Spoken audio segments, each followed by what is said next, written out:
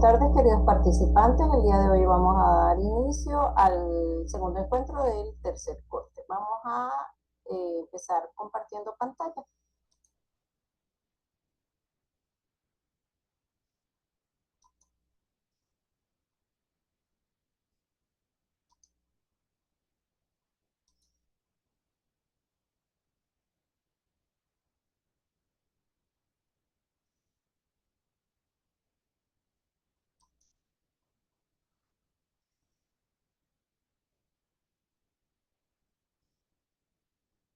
Vamos a esperar un poco para poder hacer compartir pantalla, ¿verdad?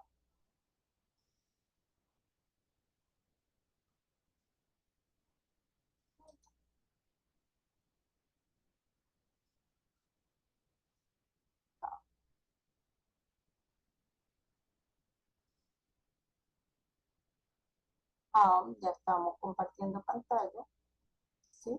Vamos a tomar, como siempre, la correspondiente captura.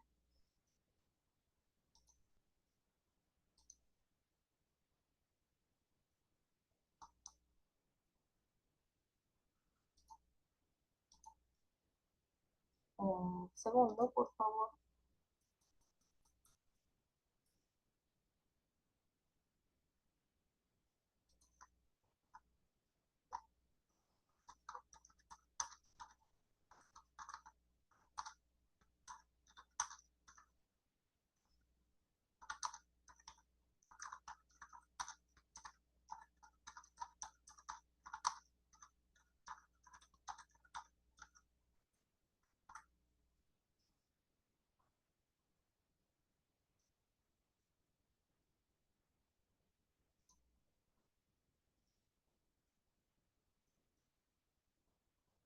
Bueno, ya compartimos pantalla para poder hacer que quede registrado también el soporte que estamos usando, que es esta presentación.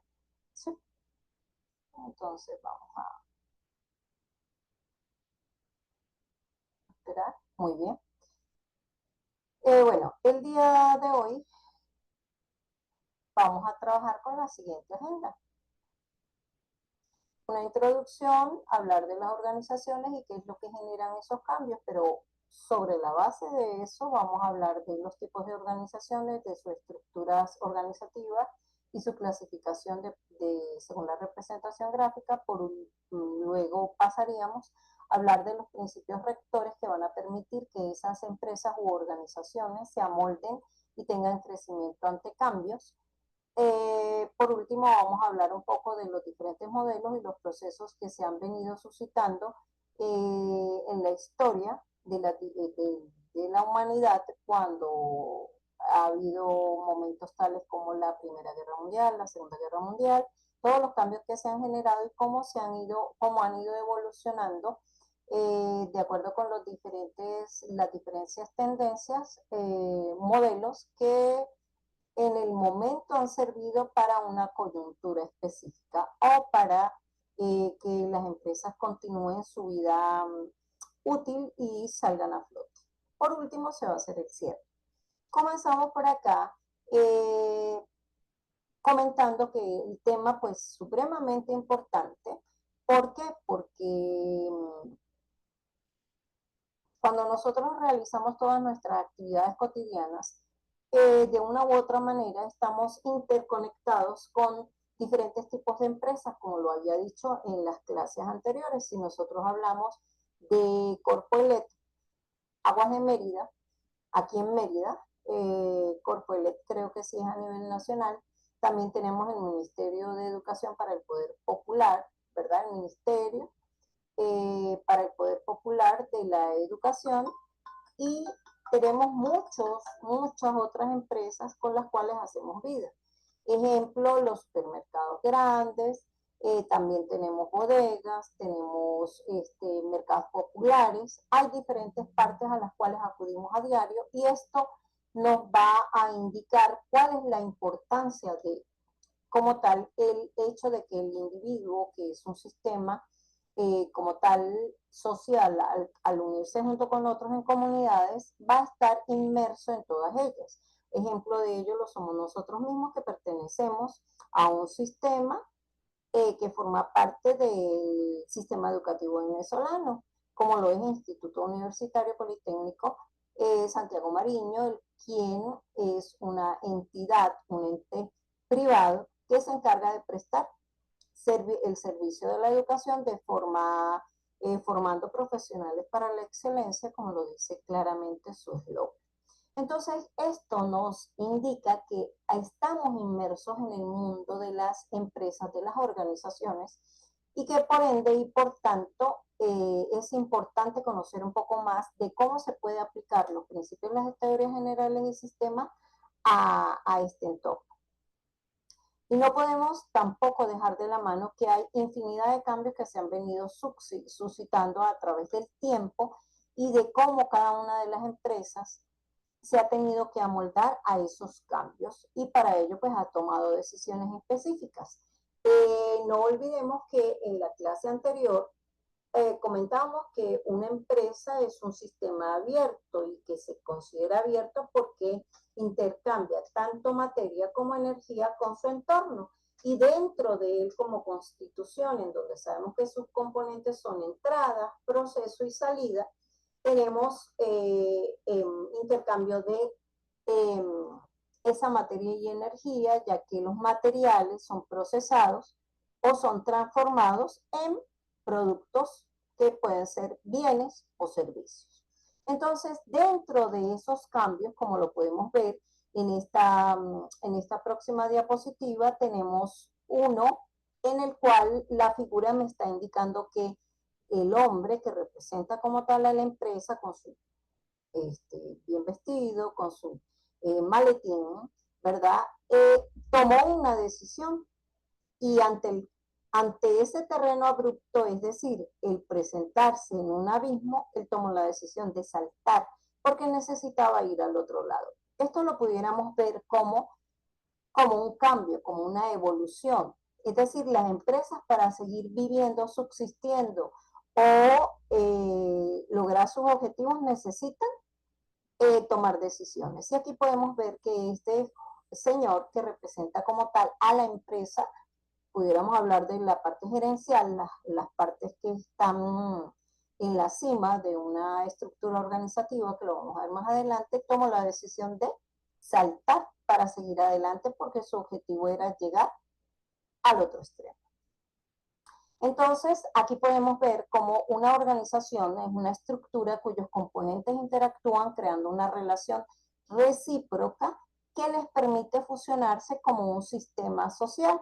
Y es así, una empresa es un sistema social y también vimos según Tavistock o el enfoque de Tavistock que no solamente era un sistema social, sino que se le llamaba sociotecnológico. ¿Por qué sociotécnico? Porque el recurso humano de una empresa maneja las diferentes tecnologías con la intención de hacer transformación de materia prima y obtener resultados específicos o salidas. En tal punto, tendríamos o estaríamos ya hablando, como ya lo he dicho, de un sistema abierto. Y entonces, las empresas en esa transformación y en ese procesamiento de entradas, salidas, deben adaptarse a los cambios porque necesitan subsistir o sobrevivir. Vamos a ver un pequeño video en el cual yo puedo ejemplificar claramente lo que es una empresa, ¿verdad? Vista como un sistema. Y podemos ver aquí rápidamente, en un minuto y medio, una muy buena explicación. Me pareció muy bueno el video porque es corto. Vamos a dejar de compartir acá pantalla un momento.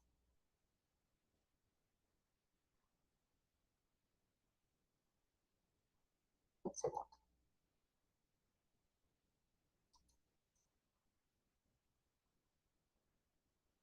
Vamos a irnos un segundo que voy a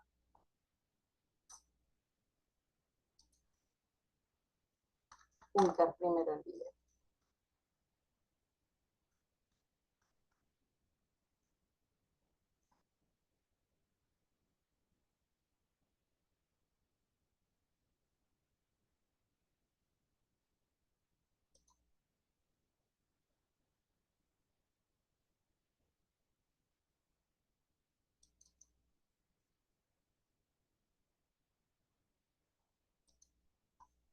Vamos a volver a compartir pantalla y vamos a ver si ya se cargó el video. Un segundo. Está un poquito lento el internet. Vamos a esperar. Esta tarde soleada.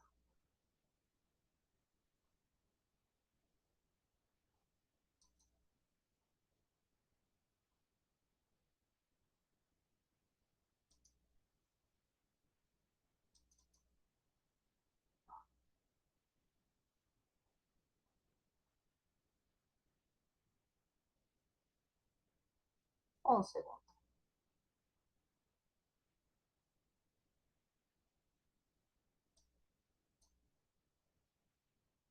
Está un poquito lento el internet. Este video es solamente de poco tiempo. Déjenme volver otra vez. Tenemos problemas con el internet.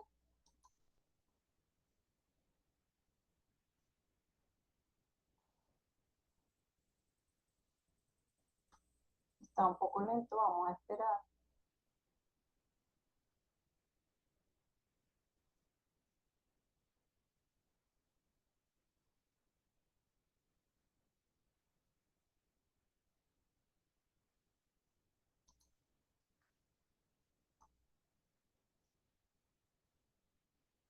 Bueno, vamos ya a tener la explicación, una explicación muy breve, en el cual nos hablan de la empresa como sistema abierto, también como sistema artificial. ¿Por qué la empresa se puede ver como un sistema? Un sistema se puede ver como un conjunto de elementos que interactúan entre sí para lograr un objetivo. Ejemplo de ello son los elementos motor, volante y llantas, los cuales interactúan en un automóvil para conformar el automóvil como tal. De la misma manera, una empresa también es un sistema que se encuentra compuesto por elementos, como lo son las personas, los recursos financieros e inclusive la materia prima. Todos estos elementos interactúan para conformar la empresa, la cual está enfocada hacia un objetivo común. La empresa es un sistema complejo, es un sistema artificial, abierto y social. Todos los sistemas. Tenemos un poquito de problemas con el internet, está un poquito lenta. Vamos a esperar un poquito, a ver si se puede ver este video. Lo escogí justamente porque era corto, pero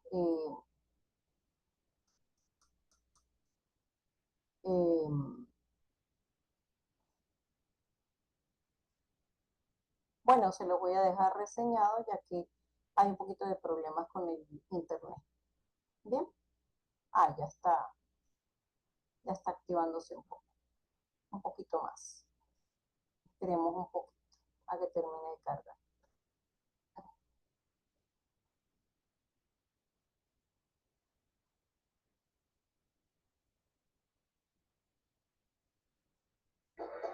Tienen componentes personales y una presión de presión. En primer lugar, es importante entender que la empresa se encuentra enmarcada en una piel. Además, la empresa tiene entradas como los hábitos insumos, la demanda, los recursos y la información.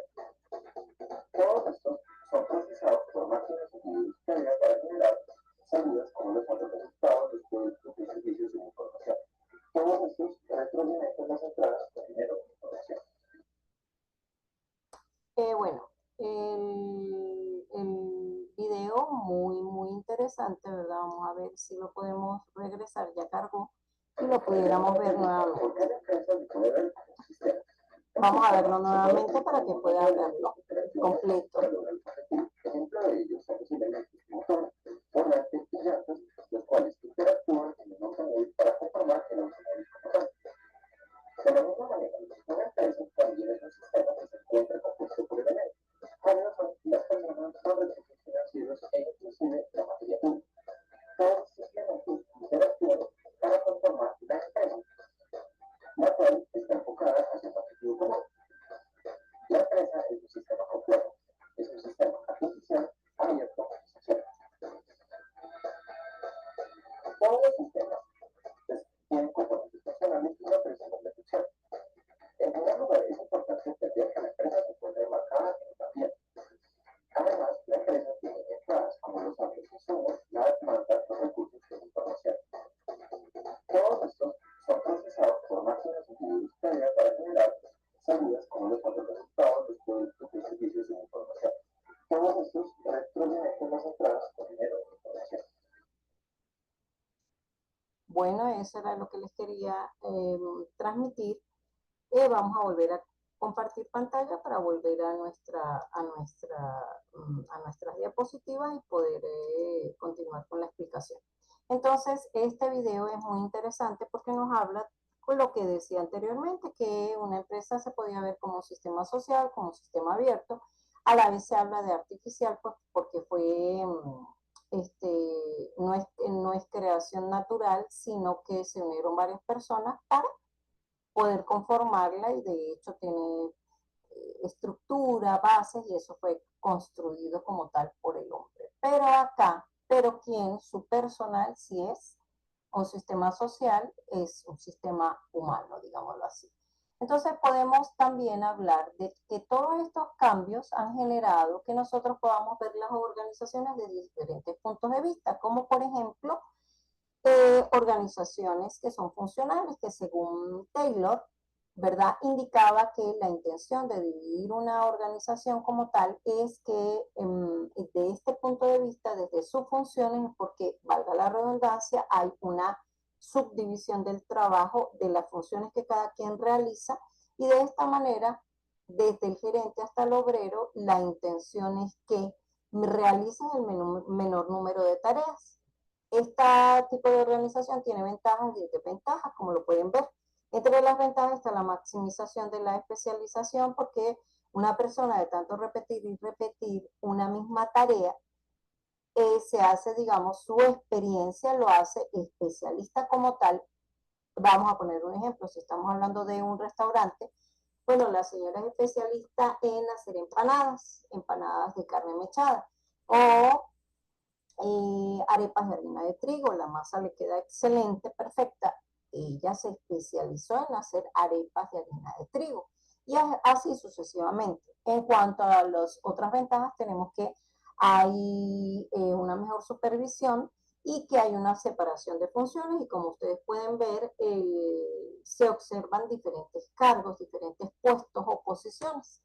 También tenemos que para este tipo de organización, la llamada funcional, parte de las desventajas son que hay una pérdida de unidad de mando, que pudieran haber confusiones o conflictos entre quienes dependen unos de otros en cuanto a sus funciones y que pudiera ser que hubiese supervisores que estuvieran en la misma línea y eso generaría una competencia entre ellos. Pero las organizaciones no pueden ser solamente de tipo funcional, hay otras organizaciones que se subdividen de acuerdo al producto que, que, que producen, valga la redundancia, al bien que producen.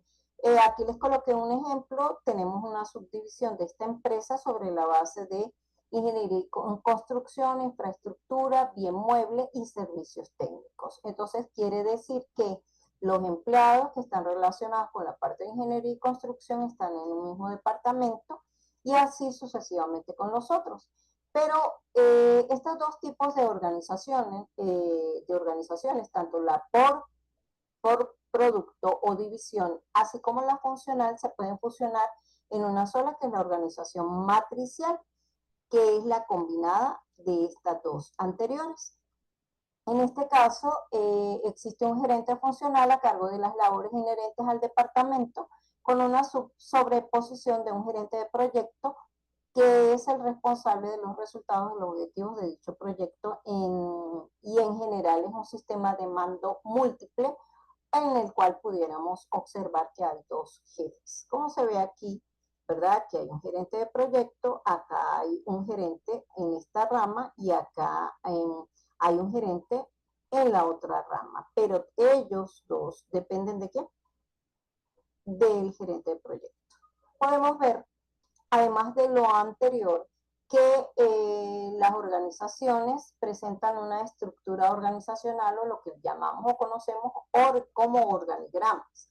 Las estructuras organizacionales pueden ser de varios tipos y en este caso, cuando hablamos de la representación gráfica, los podemos ver como organizaciones verticales, horizontales, circulares o mixtas.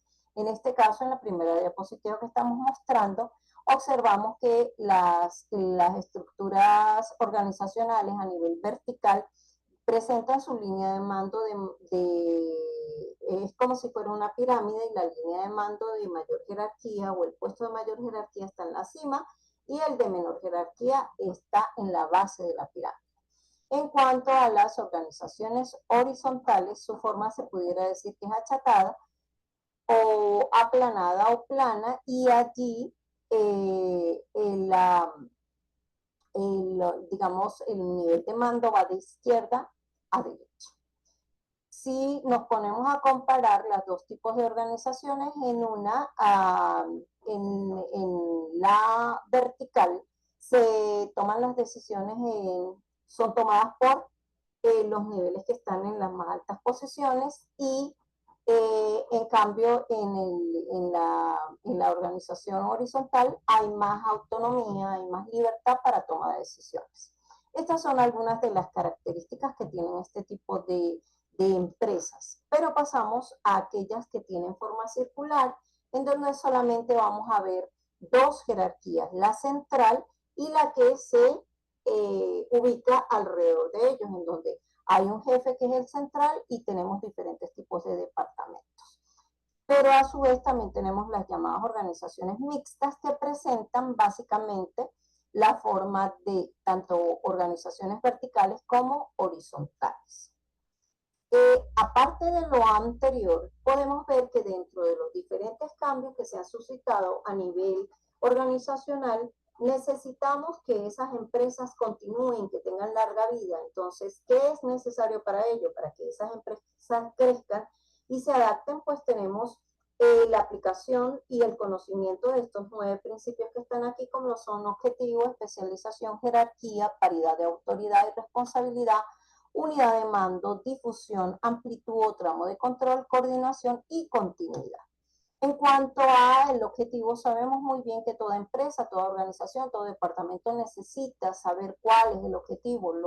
El recurso humano necesita saber para dónde va. Es decir, yo voy a realizar tal o cual actividad con la intención de, y todos tienen que ir remando hacia el mismo objetivo común, independientemente si trabajan en diferentes departamentos. En cuanto a la especialización, comentábamos anteriormente que es muy importante la repetición de tareas, que esto permite que el trabajador domine totalmente la función que va a realizar y lo realice en el menor tiempo posible. En cuanto a la jerarquía, siempre tiene que haber un jefe y un subordinado. Unidad de mando, pues se establece que al determinar un centro de autoridad y decisión para cada función, debe asignarse un solo jefe, y que los subordinados no deberán reportar sino a su superior todo lo que tiene que ver con concierna con los resultados obtenidos. Y bueno, así sucesivamente podemos ver la aplicación de los demás principios en esta diapositiva. Podemos pasar posteriormente a hablar de cómo los diferentes cambios de las empresas han hecho que muchas de ellas, como podemos verlo, y voy a dar un ejemplo rápido, tiene que ver con los peces, el mundo de los peces. Los peces grandes se comen a los peces pequeños. Esto ocurre en las llamadas economías de escala. Vamos a ver el ejemplo de una empresa que es muy conocida por todos nosotros, como lo es Walmart. ¿Qué pasa con Walmart? Walmart comercializa sus productos a nivel de volúmenes, de grandes volúmenes. Entonces es aquellas empresas, ella está instalada pues obviamente en Estados Unidos, pero podemos ver un espacio inmenso en el cual se nos ofrece una gama de productos impresionantes, y también dentro de la manera como trabaja la empresa es por ofertas. Es decir, si tú compras 12 unidades de tal cosa, te salen esto, 24 unidades por todas, y a medida que tú vas aumentando la cantidad de unidades que llevas como cliente, pues vas a tener un mejor precio. Sobre la base de esa economía de escala trabaja esta empresa muy conocida, pero también hay otras empresas que trabajan a nivel de monopolio. ¿Qué significa monopolio? Aquellas empresas que Básicamente son ellas las que venden productos específicos y eso que va a generar, por lo general, eh, ocurre que el monto de la compra de ese producto por el hecho de ser como digamos algo muy específico en donde es allí donde vamos a encontrar ese producto, pudiera ser que fuera alto. Sobre la base de estos cambios organizacionales podemos ver lo siguiente. Hablamos de procesos de fusión cuando dos o más empresas anteriormente independientes se unen en una sola y estas son producidas por la intención de lograr estas llamadas economías de escala o por monopolios. En el caso de las economías de escala, son una expresión del proceso de integración horizontal o vertical que ya vimos anteriormente, entre empresas independientes que buscan una mayor eficiencia en sus procesos productivos. En el segundo de los casos, que son los llamados monopolios, puede considerarse como una forma de control del mercado más profunda y orgánica que la formación de carteles. Se dice que es una operación usada para unificar inversiones y criterios comerciales de dos compañías de una misma rama o de objetivos compatibles. Eso es lo que llamamos o conocemos hoy en día como monopolio. Es decir, que esas empresas se unen, hacen su monopolio, ¿verdad? Y son ellas solamente las que ofrecen productos determinados. Así como ejemplo de esto, podemos ver que dentro de los cambios de las organizaciones existen diversos tipos de modelos. Esos modelos se pueden aplicar tanto en los procesos de función como adquisición y podemos verlos que se encuentra este modelo que está a mano, en esta figura que está a mano derecha, el llamado modelo de Hakenas de McCoy Francis, llamado el modelo del explorador o de la ruta de la fortuna. En este caso, este modelo, ¿verdad? Es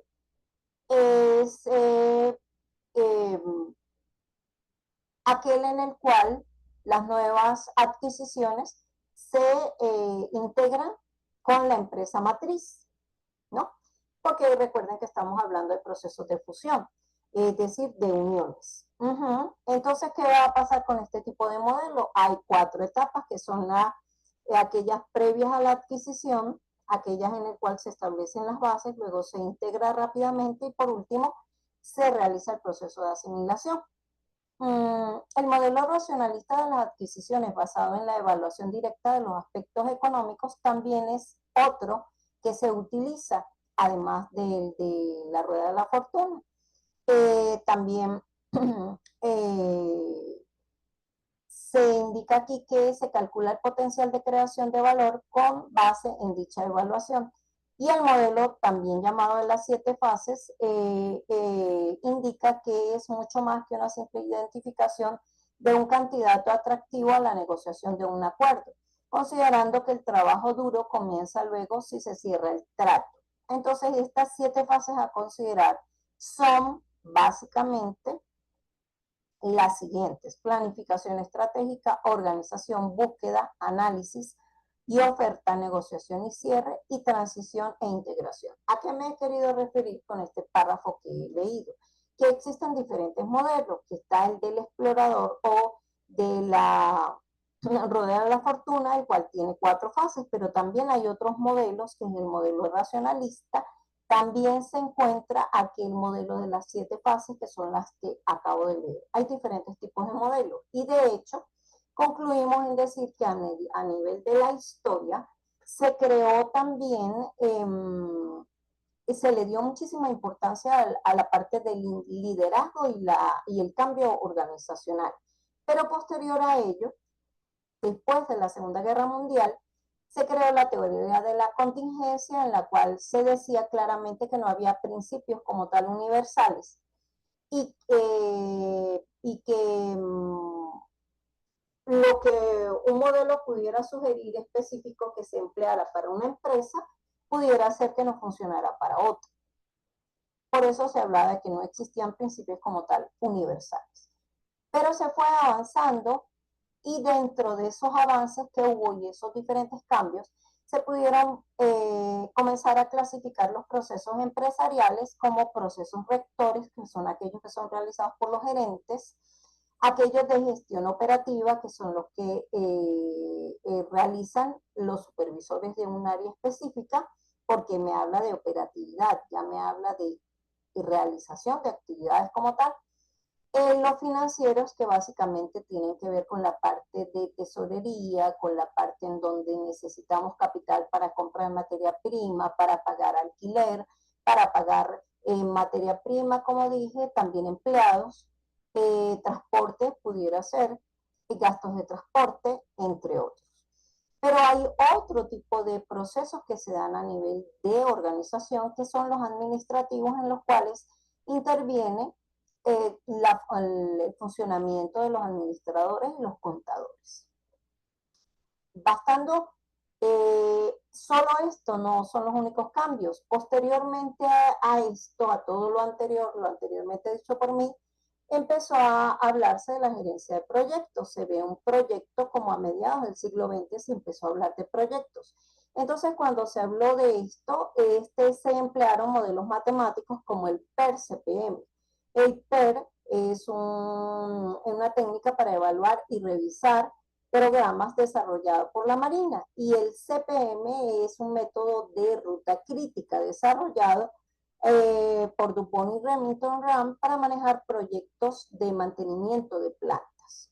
El PER y el CPM es hasta la fecha la base metodológica utilizada por los gerentes de proyectos profesionales. También hablamos de que después de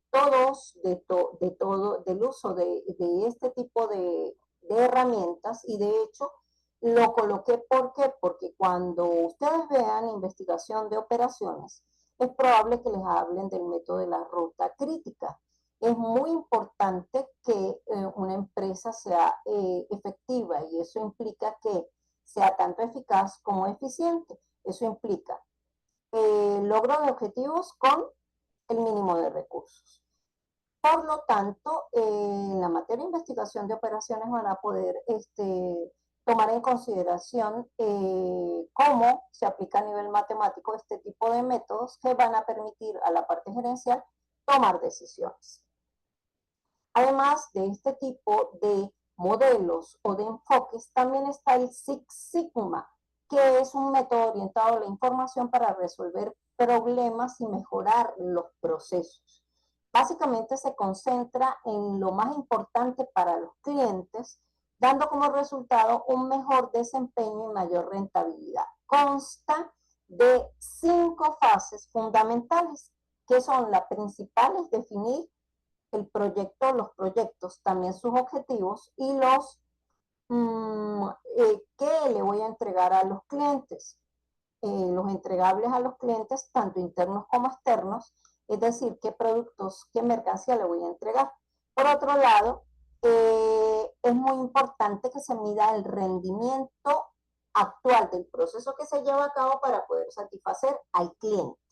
De igual manera, la otra fase consiste en analizar y determinar las causas raíces en el caso de que los hubiera, de algunos defectos de producción. Y obviamente, posterior a ello, tiene que haber una mejora en los procesos para eliminar esos defectos y que la empresa aumente su control de calidad, su calidad, la calidad del producto o del servicio que esté generando. Por tanto, lo último que debe hacer es una retroalimentación que me permite hablar del control del rendimiento del proceso. Bueno, jóvenes, esta es toda la información que les quise transmitir el día de hoy con este segundo encuentro. Para el tercer encuentro estaremos hablando de otro multimedia que forma parte de los soportes que están utilizando ustedes para poderse ir preparando tanto para la actividad que tienen que desarrollar, que es la primera, como la segunda, que es la última de este semestre, y que consiste en un cuestionario cuyos contenidos, cuyos planteamientos e ítems van a estar sobre la base tanto del primer recurso que tiene la plataforma de la unidad 4, como los 3 multimedios. Entonces, quise plasmar acá esta información lo más detallada posible para que tengan mejores bases para su desempeño, tanto en la actividad número 1 como en la actividad número 2. Que tengan ustedes una feliz tarde, un excelente inicio de semana y que estén ustedes muy bien. Hasta luego, nos vemos en el próximo encuentro. Un placer haber estado con ustedes hoy. Hasta luego.